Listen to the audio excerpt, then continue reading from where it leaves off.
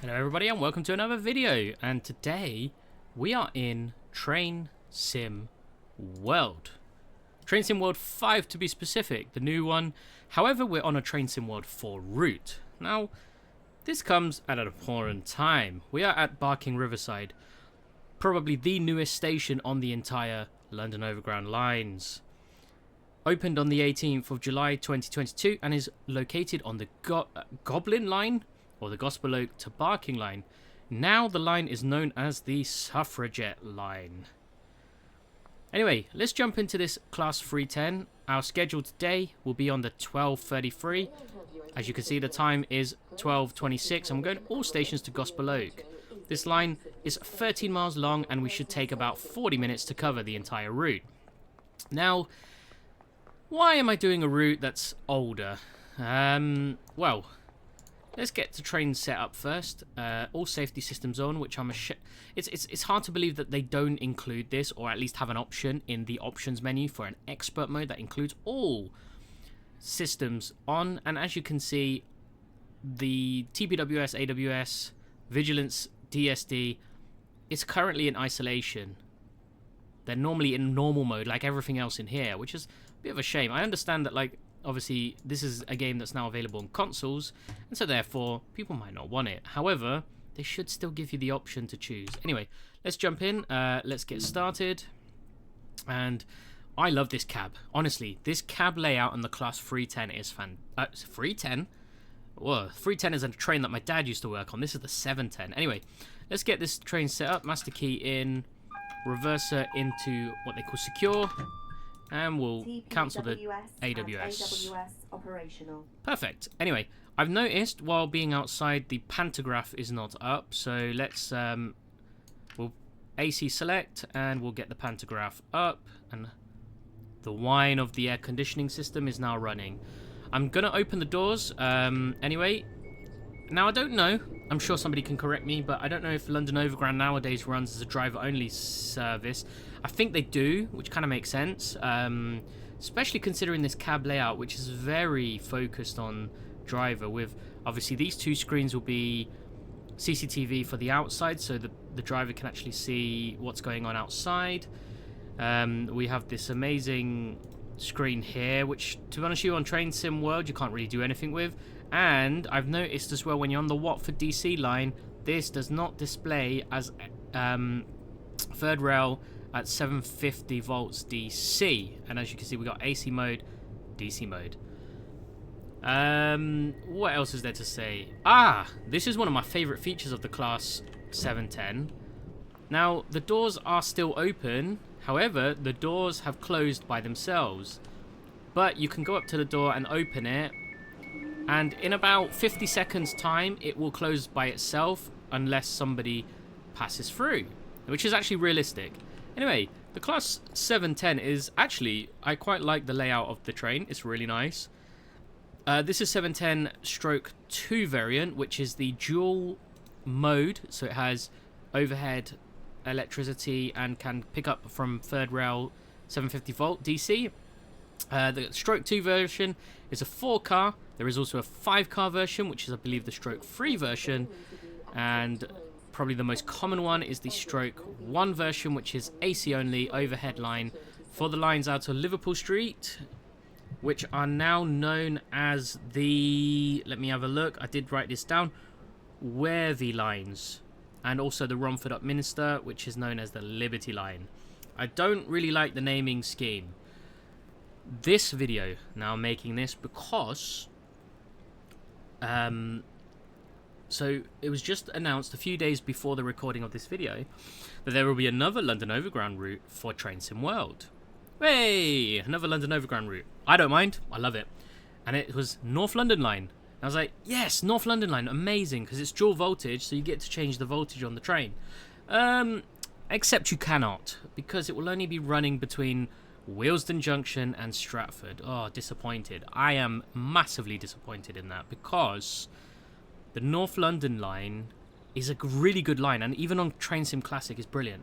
Now, this also comes at the same time that, believe it or not, Armstrong Powerhouse, you may have heard of them if you're in the Train Sim community, have released a much awaited,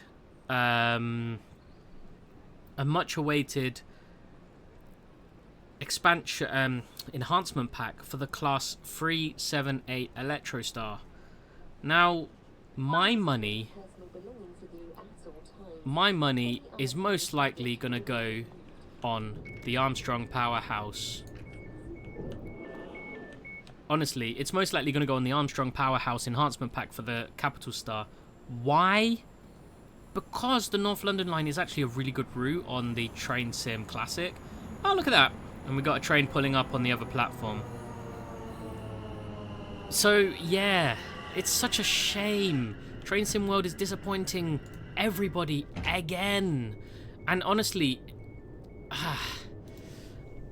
the words cannot come out of my mouth. Anyway, but yeah, I guess the only words I have to say is disappointing. Because we got, I mean, this Goblin route, actually, this Gospel Oak Barking route is actually really good. And if you ever go and do the freight challenges, the freight services, it's very challenging because this route actually has a lot of variation in the topography. So there's a lot of uphills, downhills, and it varies. Now, speed-wise, we have a maximum speed of about 45 miles an hour, but there are places where it drops down, and it's very actually difficult. I tried it with a container train just the other day, and I couldn't complete the scenario, the timetable route, because I got dynamic weather on. It started to snow, and on the approach into Gospel Oak, now it's quite a steep approach into Gospel Oak, we got stuck because it's quite steep going uphill. Anyway, we're going to close the doors, and you didn't hear the doors close, but the interlock light has come on, so that means we can go. We check the signal is green, set to forward, and then we power up. Oh, we don't need full power because this actually is an amazing train to drive as well on Train Sim World. It's becoming my favorite, but I need to try the 390 Pendolino on the West Coast Main Line.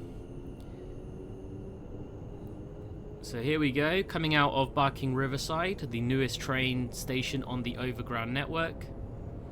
Now, I've toned down the graphics on my Train Sim World just a little bit. So instead of going to Ultra, I am in the high, just to allow the frame rates to be a little bit more stable. But for me, this is okay. You know, the look of it is fantastic.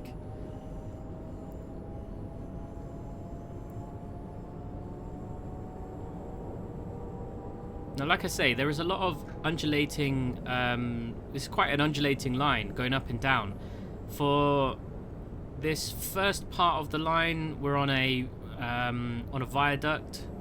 Then we'll be joining the LTS, the London London Tilbury and Southend Railway, just to the east of Barking. Then we'll be in Barking proper. Now, interestingly, the Goblin line, I keep calling it the Goblin because that's how I'm used to calling it, the Gospel Oak to Barking line, up until the opening of Riverside in July of 2022, was running services only as far as Barking using platform, I think it's platform number 1, which is the line that only connects up to the Gospel Oak to Barking, and also has a cross-platform connection to the District line eastbound, going towards Upminster. So back in the day, you could actually go straight from your Overground train. Let's say you went from, I don't know, Walthamstow on this line, and you got off and you wanted to go to Upminster. You took this service to Barking, and then you could easily just cross-platform to the District line, which would take you directly to Upminster. So I really like this route. I think it's fantastic, actually. I sort of hesitated for a long time to purchase this route because, I mean, I didn't see much favour in this route in the first place, mostly because of Train Sim Classic. But then Train Sim Classic's version of the Gospel Oak to Barking is the non-electrified version, So that predates, what are we saying? I think about 2019. So it's prior to, I think, is it 2019? Possibly 2018, before the electrification of the line. And it, I don't know, the Class 372 that came with the pack wasn't great. Yeah,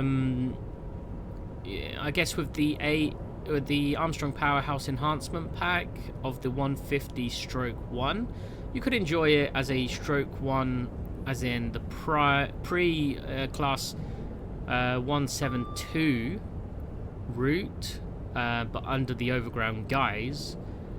Or I guess you could go to backdated simulations and download the free backdated route of the Gospel Oak, Barking, North London lines. You could even do that as well. We're just going to slow down to 40 mile an hour, just coming up to Barking now.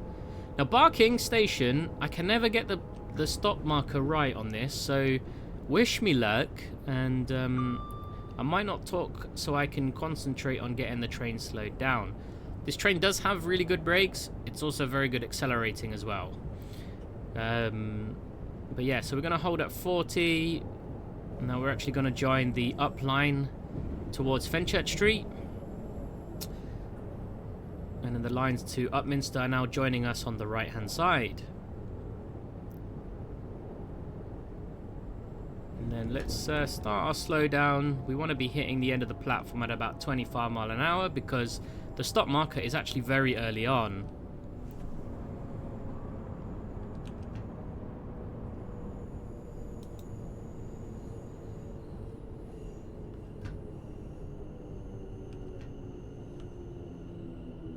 I mean, here's the stop car marker for us, which is this one here, where it says S car stop with the chevrons.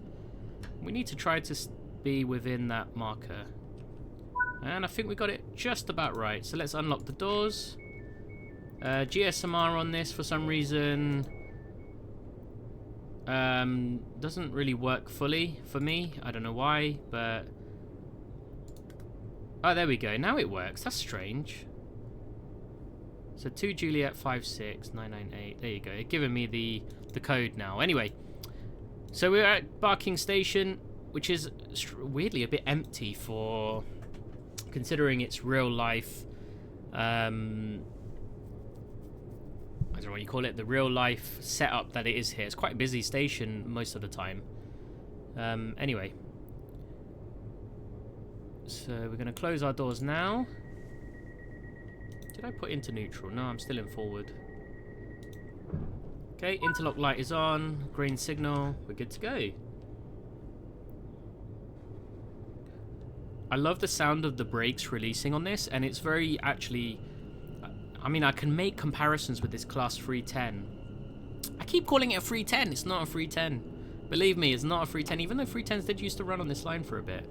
Anyway, this 710, I can make a lot of comparisons with this train, with the S stock that runs on the London Overground. In fact, the London Underground here, District Line, Hammersmith City Line, has those same trains. Now, believe it or not, the cabs look extremely similar.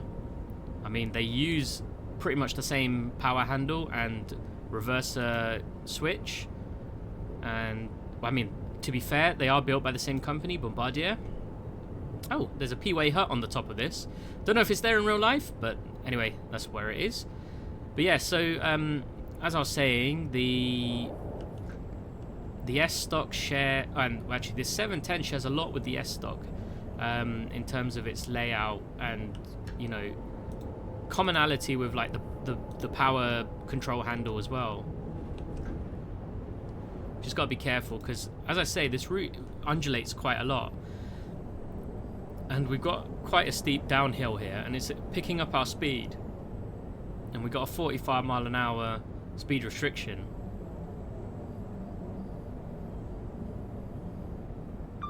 There we go.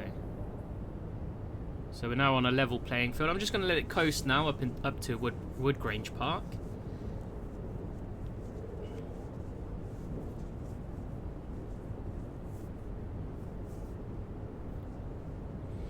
I'm going to show you something as well when we stop at Woodgrange Park with this screen, which is something I quite like as well. Again, I don't know if it features on the real Class 710, but I like this particular feature. But I'll show you in a minute. So we're approaching Woodgrange Park. Now, platforms on the Gospel Oak to Barking are quite short in general, so we have to be careful with our approach speeds, because the train pretty much fits in the station quite snug. That sounds like the compressor. I think I've slowed down a little bit too early, but nothing wrong with being a bit too early with the braking. Should have gone past these little junctions first. Now we're at the end of the platform. Now you can see trains used to be a lot longer that operated down here, and actually you see that in a lot of the stations.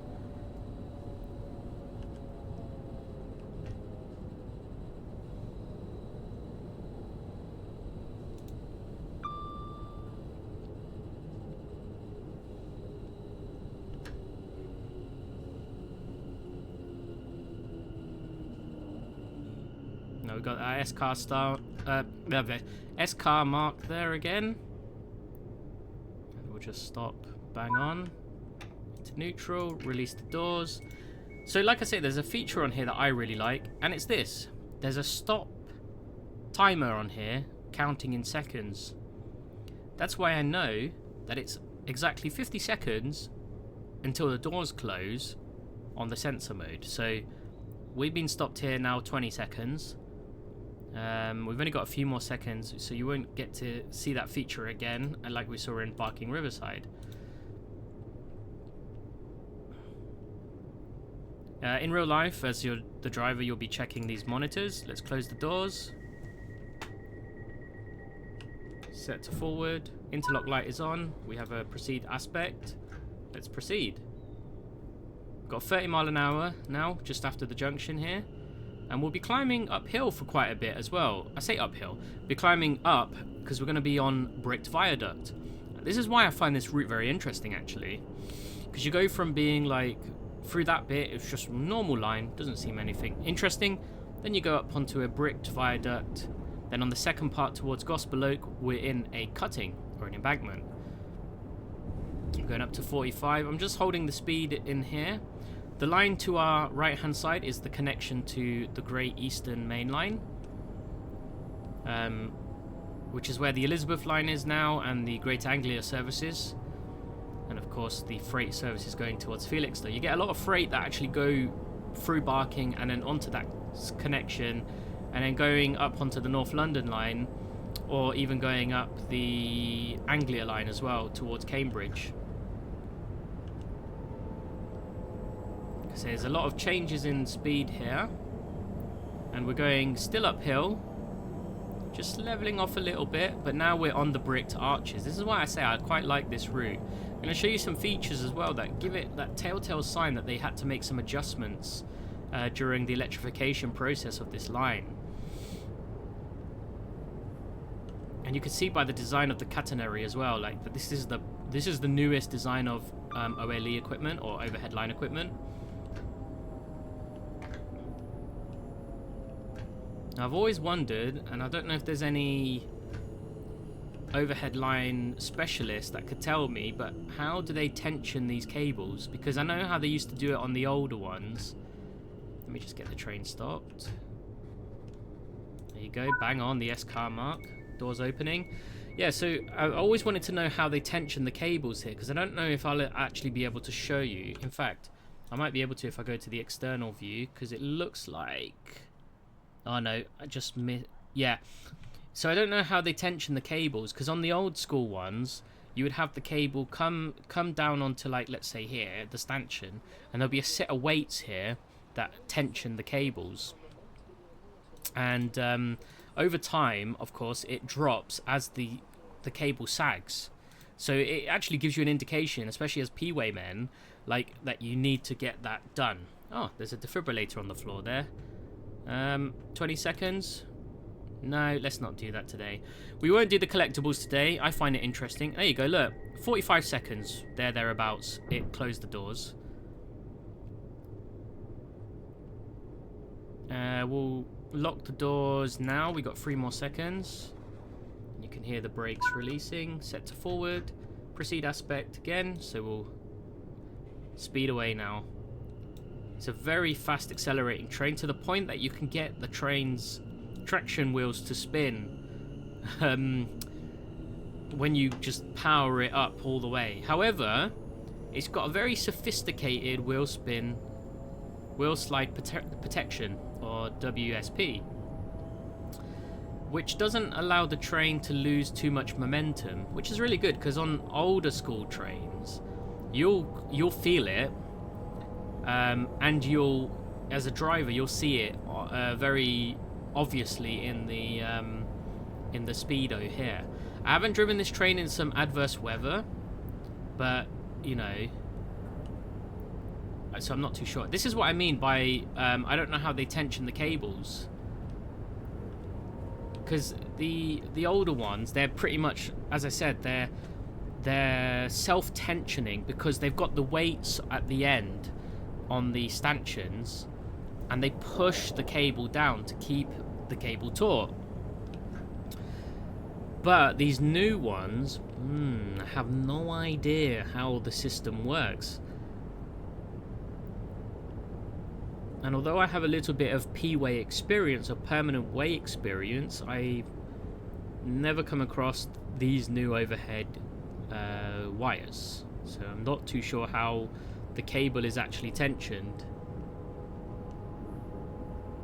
So we're approaching Leytonstone High Street now, and we're still on our lovely bricked arches. Walthamstow will be the first station that's not on these bricked arches after Woodgrange Park. Oh, it's laggy a bit because of the graphics engine. One of our colleagues going towards Barking over there.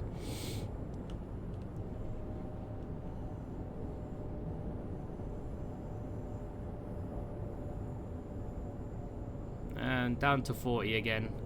There's a lot of this 45. Oh my gosh. Okay, they're back on the platform. That was interesting. And then again, S-car mark just down here. Tried to get it in our window. Using full braking now. Oh, there we go. Open the doors.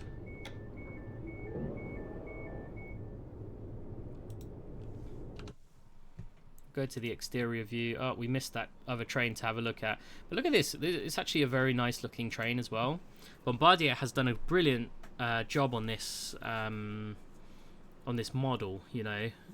I think it actually looks great. Not quite futuristic. It looks a bit bulbous at the front, in my opinion, but it's all right. You know, this family of trains. And just go over to this side. Oh, look at the sun just gleaming off of the side of the train.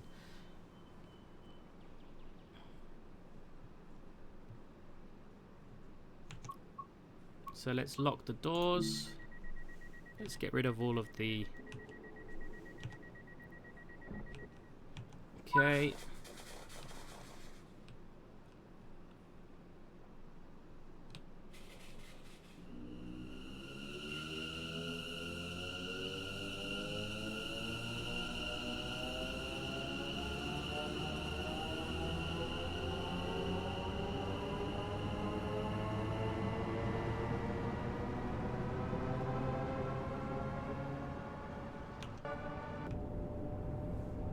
Go. Now we're going over the central line, and I think this is the M11 actually, that road.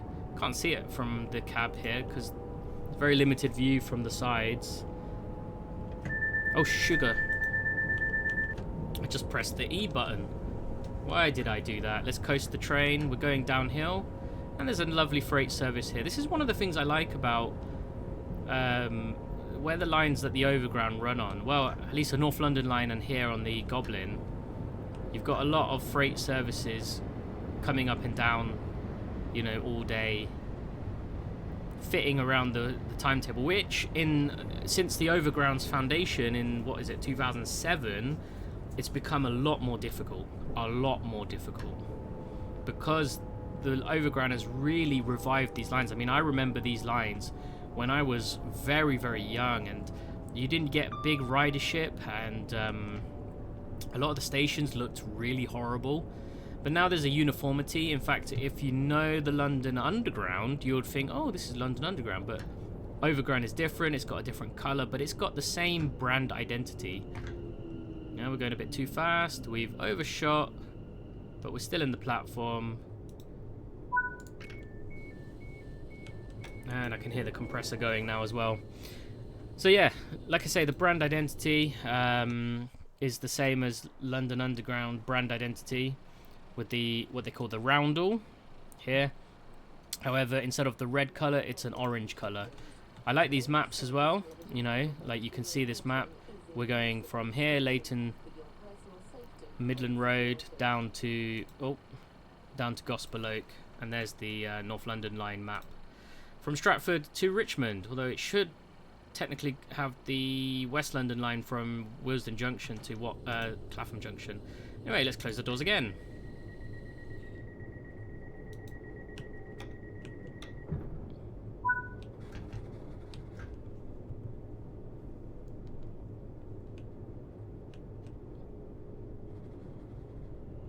There we go.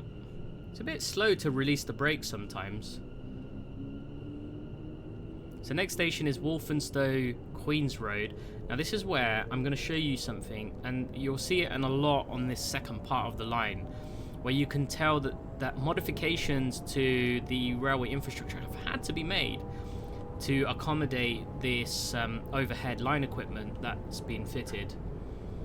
And you'll find it in some of these places as well. I mean, like I say, it's only been recently, in the last 5 years, perhaps 5 or 6 years, that there has been overhead line equipment fitted here. So, you know, everything still looks a bit fresh in places, especially the modifications.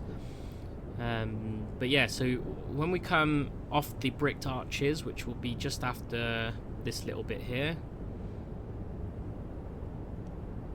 and I mean, I'm holding at 40, but we're still climbing just a tiny little bit, and you can actually see how we're dropping just after this next road bridge, and that will bring us into a little cutting, which is where the Walthamstow Queens Road station is. And in fact, you can walk to Walthamstow Central from this station as well, and you can see the speed is now climbing ever so slightly. There's some P-way men on the side there, and here's what I mean by modifications. You see this concrete in the middle here? That's holding the tracks. Now that's because they've had to lower the track bed so they don't have to rebuild these bridges for the overhead line equipment. And you'll see that in a lot of places on this part of the line. Perhaps that's why for so many years it hasn't been done, because in the past we've seen modifications to railways, like rebuilding of bridges and tunnels, in order to accommodate overhead line equipment. But I guess in order to keep it under the budget, instead of doing that, they've lowered the track bed and then fitted the overhead line equipment around the current infrastructure, which is actually a clever and, I guess, cost-effective method to retrofit onto a line that, you know, for what, 100 years plus has been running without overhead line equipment. And yeah, we're back onto ballast here, but like I said, you saw that bit where we came down, and you'll see it in quite a few places on the way to Gospel Oak. In fact, a few tunnels as well, especially after South Tottenham. Lock the doors. Interlock light is on. We have a proceed aspect. Next station will be Black Horse Road, which is the only other station apart from Barking that has a direct London Underground connection. Black Horse Road is connected to the Victoria line directly, because technically, like I say, you could walk from here to Walthamstow Central. In fact, there's one of our overground lines that we just went over, which has a station at Walthamstow Central. But yeah, so this is, next stop will be Black Horse Road, change for the Victoria line. We're going on a falling grade, so we're speeding just a tiny bit.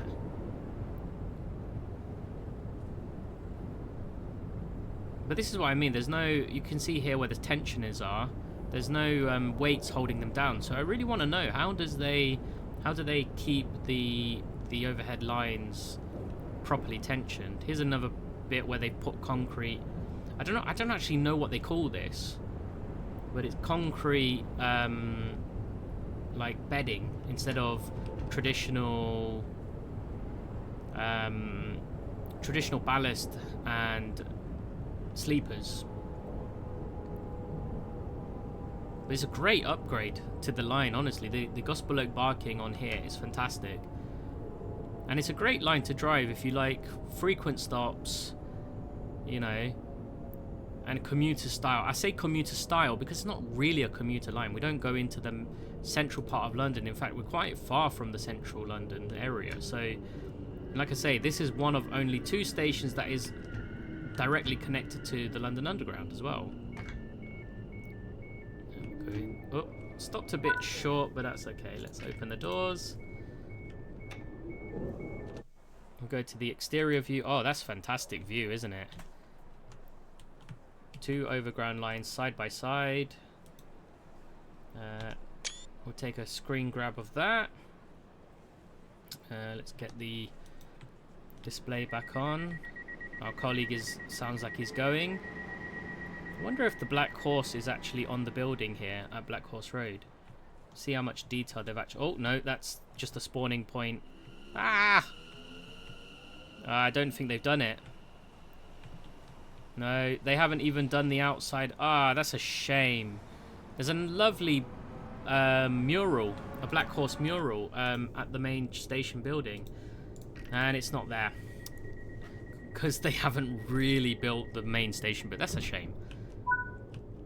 Forward. Let's go. No signal here, but we know that the last signal was green, so we can expect at least an amber signal for the next one.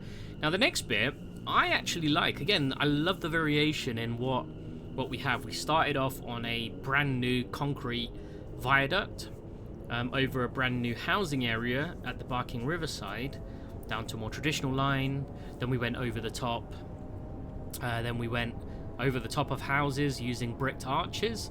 Now we went through like a little cutting area. Now this is an interesting area because this is part of the Lee Valley.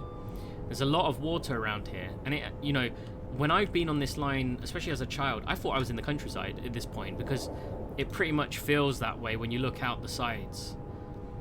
And then we're going to slow down to 20 mile an hour here. And we got a small section of 20 mile an hour as we go over the... What is it? This is one of the rivers. It might even be the Lee. And then I think we go over the canal as well, and I can't remember which canal it is. But there's a canal up here, and I believe this area is like a water mill as well. This building probably used to be a water mill. Kind of makes sense, considering there's lots of water around it. There's a canal and a river. In fact, look at that view. That's nice, isn't it? 20 mile an hour over this little section. It always has been, actually. And then this looks like the canal down here. Can't go that far. That's a shame. But you can see there, look. And we're now in a climbing grade. And then the 45 mile an hour sign is there. And then the next stop will be South Tottenham. Okay, let's get our speed up now that we're up to 45. And then we'll be going over the West Anglia line to Tottenham Hale, and where if you've travelled to Stansted before, the Stansted Express travels on this line that we're just going over the top of now. Normally making a stop at Tottenham Hale as an option for you to take the underground on the Victoria line. So we're approaching South Tottenham, and believe it or not, you can actually walk from South Tottenham to Seven Sisters, which is also on the Victoria line. So this is why I say, like, Gospel Oak Barking, it has 2 direct connections to London Underground. Unofficially, it has, what, 3? No, 4, I think. You know, 4 connections with the 2 out-of-station ones. Anyway, I should have braked a bit earlier, but I've recovered it. I don't know why there's a little signal there, but it's probably for this little junction here. Now that junction that we just came over, that's the line that I previously mentioned, Tottenham West Anglia line, but it only connects going towards, is it the way towards London and Stratford, I think? And then this line here that's curving there, that's the line that goes up to the Seven Sisters side of the West Anglia lines. I believe it's more commonly known as the Lee Valley line. And then there's the line itself, and actually just on the other side of that curve where it connects is actually where Seven Sisters station is. That's why I say to you, you can actually walk from here to Seven Sisters and do that. Right, this next section is 30 mile an hour, pretty much all the way until, I think it's Crouch Hill, sort of that area. Oops, we're slipping a bit, but we're not doing too bad. That's what happens when you speed it up all the way. And we're pretty much in a climbing grade, almost the whole way up this way, so we have to be very careful as well. Currently falling grade as we go under the, I think it's called the Lee Valley line, that goes up to Hertford East, I believe it is. No, it won't be Hertford, it'll be Enfield Town. And that's the line that my dad originally worked on under BR as a train guard. That's why I said to you about, I keep mistaking this number of the train, which is 710, class 710, to the class 310. My dad actually worked at 310s as one of the trains he worked on, and he said he loved the 310s. And why did he love the 310s as a guard? It's because it had its own guard's compartment. In fact, it was completely separated to the rest of the luggage area and actually had its own door. Just look up some video online. You'll see some videos, especially at the LTS, perhaps around Barking area, Upminster. You'll see 310s on there because I believe the 310s were last being used on the LTS line. Some of them went up north, I believe, as well, towards the first part of privatization. But the 310s and 312s look almost identical. The way you can tell them apart without really going into more detail is you just look at the guard's compartment underneath the pantograph, and you'll see that the guard's compartment on the 310 has its own door. My dad used to love that. Little fun tidbit from trains, well, from the trains that predate me and probably most of my audience here. You know, they're from the 1960s and 70s, but they ran a good life. Let's hope these 310s, the 378s, 377s, you know, 387s, let's hope they run a good life like those did as well. Because typical life expectancy for most trains these days, well, manufacturers say about 20 years, but in reality, like most trains, we operate them for 40 years. Here's Harrogate Green Lane. And it's interesting, I don't know why there's concrete stanchions here. I don't know if the platform used to go all the way up to here, or they just relocated the station just a little bit further. I'd have to do some further research into that, or somebody in the comments can mention it if they know any information. You know, we're coming in very slowly into here, and we are. This is what I find really strange as well. Like when you run this train, every time I've run this service from Barking to Gospel Oak, I get to this part, South Tottenham onwards, and I'm running behind schedule. But the arrival into Gospel Oak is pretty much on time or a few minutes early. It's hard to keep to time in this section. The first section, Walthamstow to Barking, is actually pretty easy to keep up on top. But yeah, we're falling a bit behind, currently almost 2 minutes behind schedule. But I'm sure it's not going to affect our arrival into Gospel Oak. Doors locked, green signal. Oh, I just love the sound of the brake, you know, releasing. It's exactly the same sound that you find on the S-stop trains on the London Underground. Alright, let's accelerate out. We got a 1% grade coming out of here.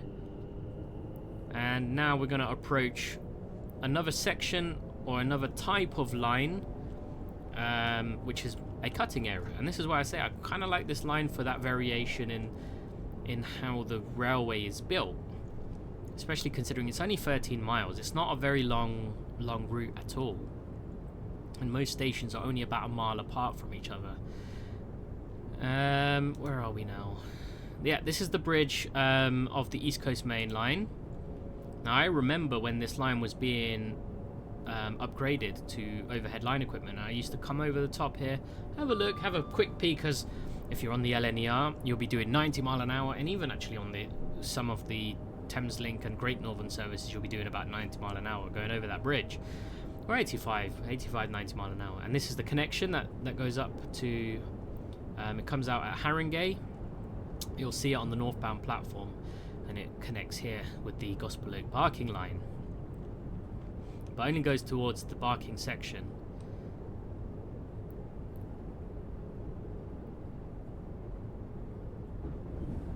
And you can see here again, like earlier at Walthamstow, they've got certain sections where they've, instead of rebuilding bridges or, you know, tunnels, they've instead dropped the track bed and then built this concrete thingy. I don't know what you call it, but the concrete thing to lay the tracks on. Again, it's probably to do with cost savings, especially considering they had to rebuild all the stations here as well, because of, you know, they used to only run 2-car trains, and then they've gone up to 4-car trains. In fact, these class 710s were delayed. To start, so a handful of class 378 Capital Stars had one of their carriages taken out, and then they were run as a 4-car service on here until the delivery of these new units. So that would be interesting as well if we could do that, or if it will be available by default as a timetable, because I'm curious as well, like if Train Sim World will do that for us, because that would be nice. Anyway, we're not long now until we get to Gospel Oak, so we're running about a minute and a half late. We're at Crouch Hill. Next station is Upper Holloway, which is the penultimate station before Gospel Oak, and then you'll see another mainline connection there as well.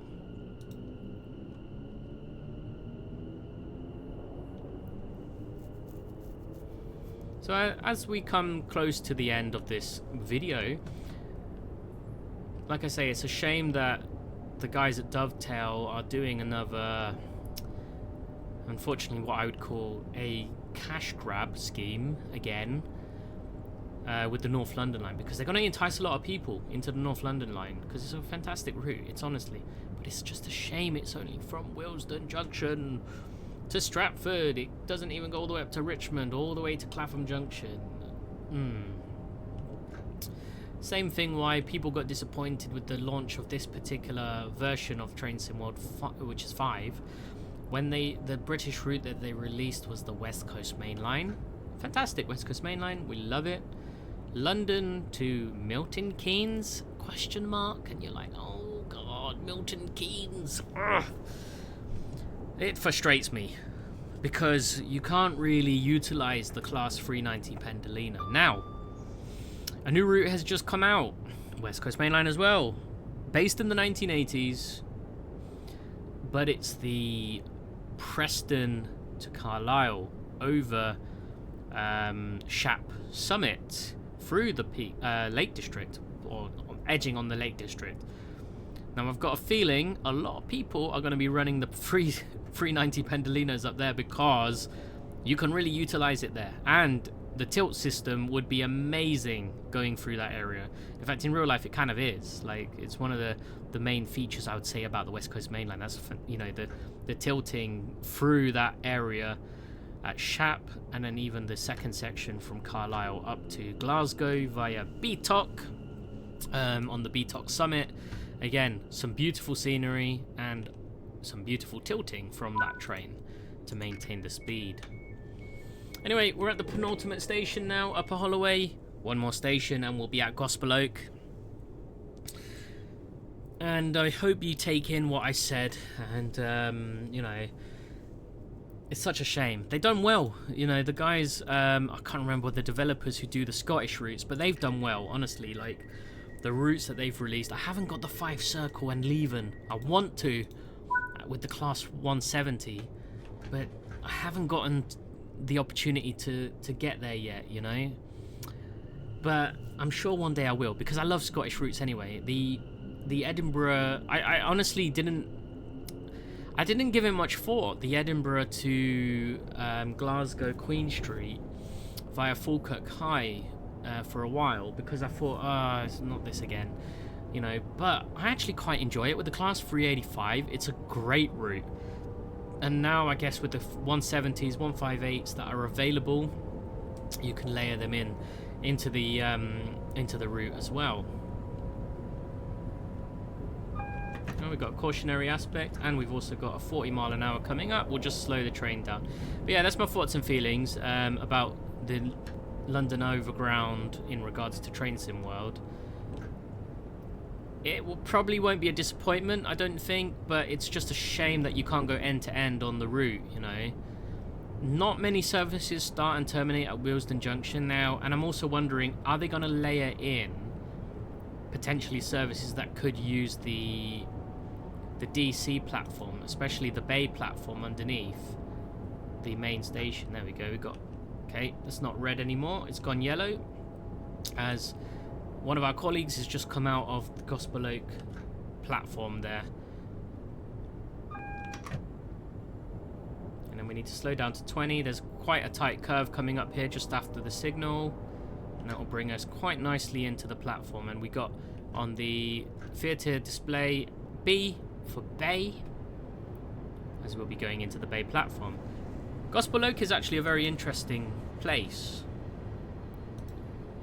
That line on the left that we saw, actually, I forgot to mention, goes to the Midland Main Line out of St Pancras.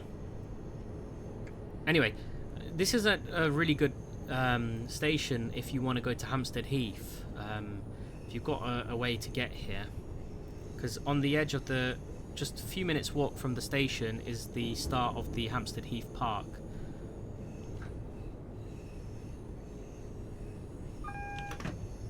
So here's the Bay platform, and this is also where the North London line is. So soon, when they release the North London line, you'll be able to also drive there, but obviously not as a merged line, which would be actually amazing if they could have this and have them merge. Let's go below 10 mile an hour over those TPWS grids. That's to protect the buffer.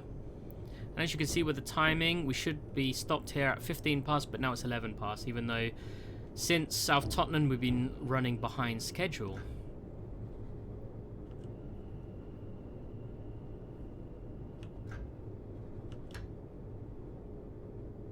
There we go.